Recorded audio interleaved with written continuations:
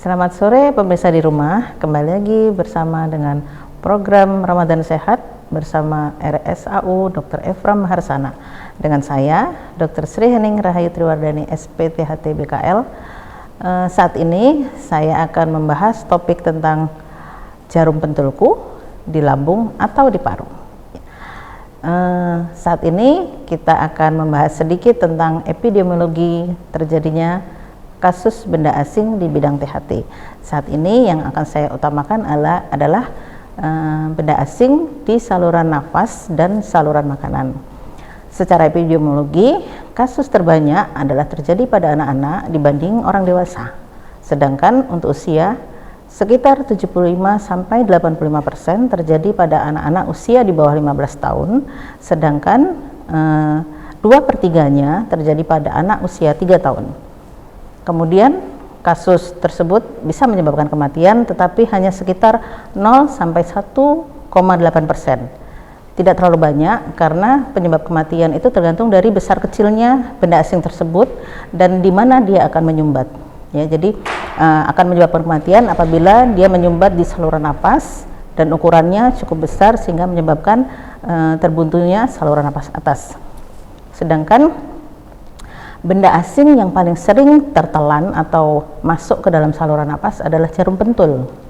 Dari literatur, kasus terbanyak itu sekitar 27% karena benda asing jarum pentul. Sedangkan dari jenis kelamin, kita bisa lihat ternyata pada remaja wanita sekitar 85% dia tertelan benda asing adalah jarum pentul. Jadi bisa tertelan ataupun terhirup.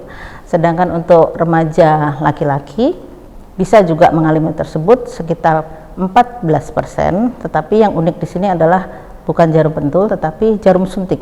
Kok jarum suntik? Mungkin ada hubungannya dengan tingginya kasus narkoba di kalangan remaja. Ya. Kemudian yang perlu kita ketahui adalah apa sih gejalanya kalau kita tertelan atau terhirup oleh benda asing tersebut, ya. Di sini yang kita bahas adalah jarum pentul karena sesuai dengan epidemiologi 27% penyebabnya adalah jarum pentul, ya.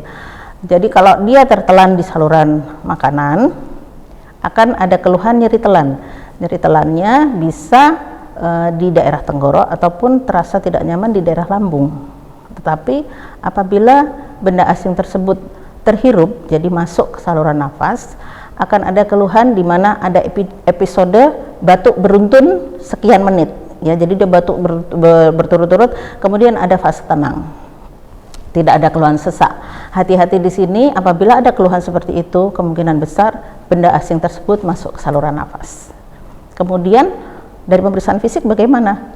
Dari pemeriksaan fisik tidak ada kelainan, ya, apakah tertelan di lambung, di saluran makanan ataukah di jalan nafas. Dari pemeriksaan fisik kita tidak menemukan kelainan apapun. Dari pemeriksaan menggunakan auskultasi, ya, kita tidak menemukan ada perubahan suara pada lapangan paru. Kemudian bagaimana kita memastikan kalau benda asing ini masuk ke saluran makanan atau ke saluran nafas? Ada pemeriksaan yang namanya pemeriksaan fotoronsen toraks. Jadi pemeriksaan fotoronsen dada bisa dilakukan dari sisi depan dan sisi samping atau kita menyebutnya sisi lateral. Kenapa harus dari dua sisi? Karena itu akan membedakan benda asing tersebut masuknya di lambung, di jalanan makanan ataukah di paru, ya. Kemudian setelah ada diagnosa tersebut, apa yang kita lakukan?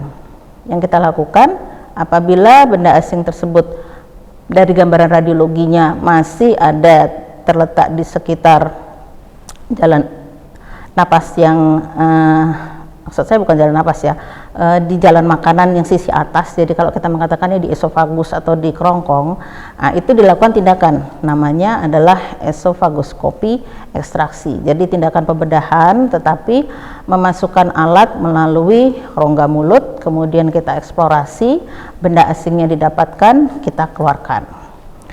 Kemudian kalau hasil fotoronsennya itu ternyata benda asing tersebut sudah masuk ke lambung, apa yang kita lakukan? Kita biarkan, dalam artian konservatif. Jadi pasien dimonitoring, kita observasi dan kemudian kita evaluasi. Bagaimana caranya? Yang harus kita ingat, jarum pentul itu ujungnya tajam, ya. Jadi mulai dari lambung sampai keluar ke arah anus, dia akan melalui usus yang gerakannya namanya gerakan peristaltik. Kita tidak bisa mengatur gerakan usus tersebut, jadi resiko dia untuk tertusuk di bagian manapun usus bisa terjadi. Dia akan menyebabkan peritonitis, infeksi di perut, ya.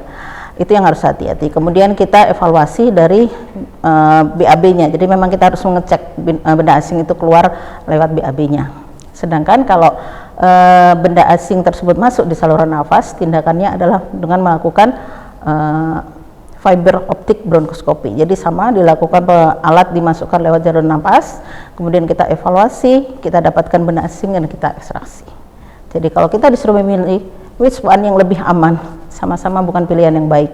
Ya, jadi masuk di lambung ataukah masuk ke saluran nafas, keduanya memberikan risiko yang sangat berat. Jadi pesan kami hanya satu, hati-hati dalam menggunakan jarum pentul. Jangan pernah digigit. Jadi apabila Anda pengguna hijab, ya, yang menggunakan jarum pentul, jangan pernah Anda gigit. Letakkan di tempatnya atau Anda selipkan di baju. Itu lebih baik. Bijaklah menutup aurat. Saya rasa cukup sekian informasi dari saya. Terima kasih. Assalamualaikum warahmatullahi wabarakatuh.